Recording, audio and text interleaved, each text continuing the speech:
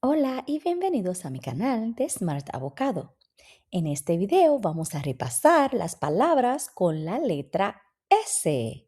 Y no olvidemos que tenemos la S mayúscula y también la S minúscula y que hacen el sonido S como una serpiente.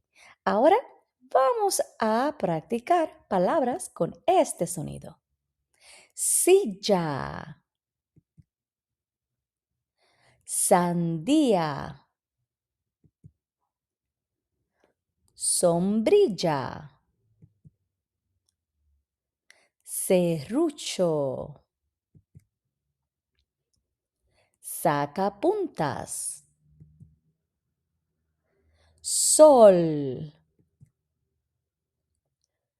sombrero, sobre, sillón, seta, salchicha, sopa,